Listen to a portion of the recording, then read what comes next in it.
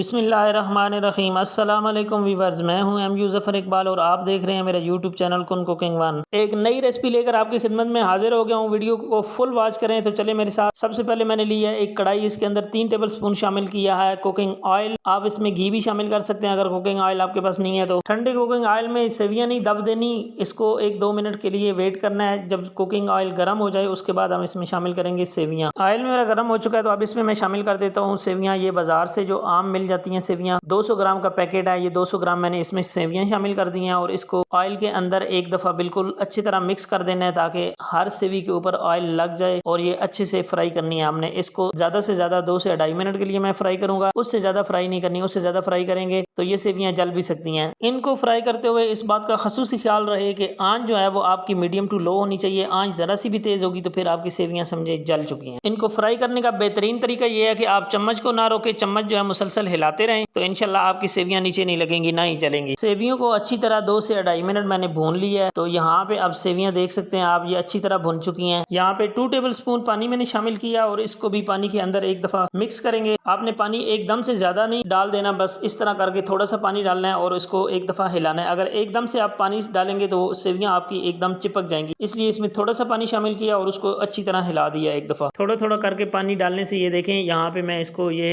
इस तरह करके ये देखें ये जुड़ी नहीं है, बिल्कुल अलग अलग है एक दूसरे से। तो यहाँ पे पानी हमें और भी शामिल करना है क्योंकि सेवियों को हमने गलाना है, तो इसलिए इसको थोड़ा थोड़ा करके पानी आपने शामिल करते जाना है। यहाँ पे देखें जब हमने पानी डाला है तो सेवियां एक दफा चिपकने की कोशिश कर रही हैं। उसके साथ ही मैंने इसमें शामिल कर दी है चीनी। तो यहाँ पे एक तरह का चीनी का शीरा बन जाएगा जो हमने थोड़ा सा पानी डाला है और इसका मीठा भी बराबर हो जाएगा। तो यहाँ पे इस तरह करके आपने चम्मच की मदद से इसको हिलाते जाना है। ये देखें बिल्कुल जो अगर चिपकने की कोशिश कर भी रही थी एक दूसरे के साथ तो यहाँ पे ये अलग अलग हो रही हैं, ये देख लें। इस स्टेज पे भी आपने जो आंच है वो तेज नहीं करनी, इनको अच्छे से मिक्स करना है ताकि चीनी भी जो हमारी वो अच्छे से मेल्ट हो जाए और सेवियां जो हमारी चिपकने की कोशिश कर भी रही थी वो भी एक दूसरे से चिपकी हुई ना हो, बिल्कुल खिली खिली दाना दाना होनी चाहिए। तो इस तरह अच्छी तरह मिलाना है, इनको एक दूसरे के साथ मिक्स करना है। सेवइयों को अच्छी तरह मिक्स कर दिया है, ये बिल्कुल अलग अलग हो चुकी हैं। तो यहाँ पे अब हम इसमें शामिल कर देंगे 1 गिलास पानी का, क्योंकि सेवियां हमने गलानी है तो 1 गिलास पानी जो है वो इतनी सेवियों के लिए काफी है। इससे ज्यादा पानी आप ना डालें। ज्यादा पानी खुश्क करने के लिए आप इसकी नीचे आंच तेज करेंगे या इसको ज्यादा देर के लिए आंच पे रखेंगे तो ये बिल्कुल हलवा बन जाएगा। अगर आप चाहते हैं कि खिली खिली सेवियां बने तो 1 गिलास पानी 200 ग्राम सेवियों के लिए मोर देन इनफ है। कवर लगा दिया है, इसको 8 से 10 मिनट के लिए कवर लगाना है। तकरीबन इतनी देर में बिल्कुल